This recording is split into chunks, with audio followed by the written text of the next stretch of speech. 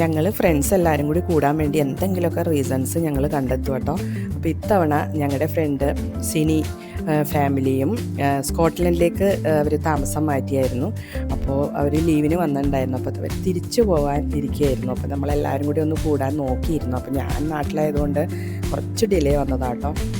അവളുടെ വിഷമം കണ്ട, അവൾക്ക് ലബൂബ ഡോളുമായിട്ടാണ് അവൾ വന്നത്. അപ്പോൾ ഞങ്ങൾ പറഞ്ഞു അത് നല്ല ഡോളല്ല, നെഗറ്റീവ് എനർജി വരുന്ന ഡോളാണ്, അപ്പോൾ അത് കളയണോട്ടാന്ന് പറഞ്ഞു. അപ്പോൾ അത് വിഷമമായി കേട്ടോ.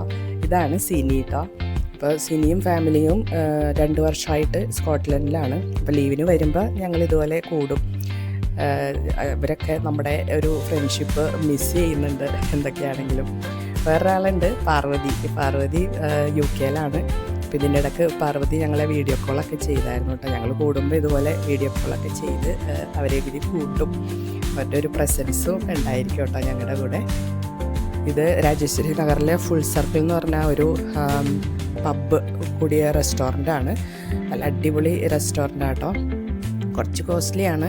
ഇപ്പോൾ പബ്ബും കൂടിയൊക്കെ ആകുമ്പോഴത്തേക്കും DJ പാർട്ടിയും കാര്യങ്ങളൊക്കെ ഉണ്ടാവും. ഞങ്ങളന്ന് വീക്ക് ഡേയ്സ് ആയതുകൊണ്ട് വലിയ തിരക്കൊന്നും ഉണ്ടായിരുന്നില്ല. വീക്കെൻഡൊക്കെ ആണെങ്കിൽ ഭയങ്കര DJ പാർട്ടിയൊക്കെ ആയിരിക്കും കേട്ടോ ഇവിടെ. നല്ല ആംബിയൻസാണ്, നല്ല സ്പേഷ്യസ് ആണ്. ഫുഡാണെങ്കിൽ നല്ല അടിപൊളിയാണ്. എന്താണോ ആലോചിച്ചിരിക്കണേ ജിഷ ഫോട്ടോയ്ക്ക് പോസ്റ്റ് ചെയ്യുന്നതാട്ടോ.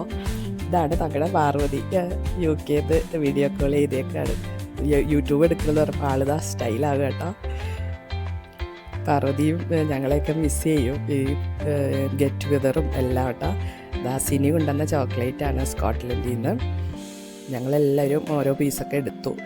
ഫോറിൻ ചോക്ലേറ്റ് ആകുമ്പോൾ എല്ലാവർക്കും ഒരു എക്സൈറ്റ്മെൻ്റ് ആണല്ലോ. എല്ലാവരും കൂടി കൂടുമ്പോൾ ഇതുപോലെ നാട്ടിലെ ഒരു ഗെറ്റ് ടുഗദർ കഴിഞ്ഞിട്ടാണ് ഞാനിവിടെ വന്നത്. അപ്പോൾ എല്ലാവരും ചോദിക്കുന്നുണ്ട് അവിടെ എവിടെയൊക്കെ ഫ്രണ്ട്സാണോ എന്ന്. എൻ്റെ ഫാമിലി കഴിഞ്ഞാൽ എനിക്ക് ഏറ്റവും വലുത് എൻ്റെ ഫ്രണ്ട്സാട്ടോ. അത് നാട്ടിലെ ഫ്രണ്ട്സും ഇവിടുത്തെ ഫ്രണ്ട്സും കേട്ടോ. അവരുടെ ഇപ്പോൾ ഉള്ള ഓരോ മൊമെൻറ്റ്സും ഞാൻ എൻജോയ് ചെയ്യും. ഇതിപ്പോൾ ഈ റെസ്റ്റോറൻറ്റിൽ വേറെ ആൾക്കാർ കുറവായിരുന്നു വീക്ക് ഡേയ്സ് ആയതുകൊണ്ട്. അപ്പോൾ ഞങ്ങൾക്ക് മാക്സിമം എൻജോയ് ചെയ്യാൻ പറ്റിയിട്ടോ.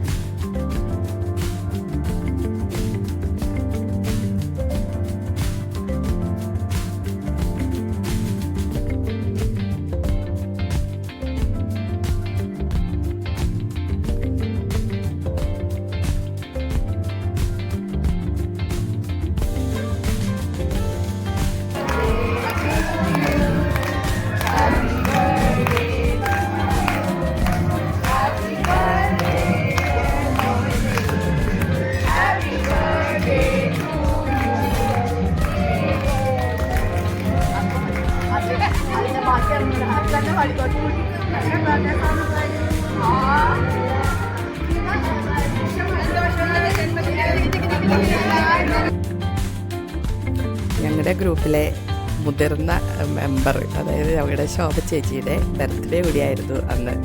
സർപ്രൈസായിട്ടൊരു കേക്ക് ഞങ്ങൾ അവിടെ പ്ലാൻ ചെയ്ത് ചേച്ചിയെ കൊണ്ട് കട്ട് ചെയ്യിച്ചു വിട്ടാം. ഏറ്റവും സീനിയർ ആണെങ്കിലും ഏറ്റവും ചെറിയ കുട്ടിയാണ്. ഇതാ കണ്ട ഡാൻസ് കളിക്കുന്നത്. അപ്പോൾ ചേച്ചിയും എൻജോയ് ചെയ്തു. ചേച്ചിയുടെ ബർത്ത്ഡേ ദിനം പുതിയ ഡ്രസ്സൊക്കെയാണ് ബർത്ത്ഡേ ഗിഫ്റ്റ്. അതൊക്കെ ഇട്ടിട്ടാണ് ആൾ വന്നത്.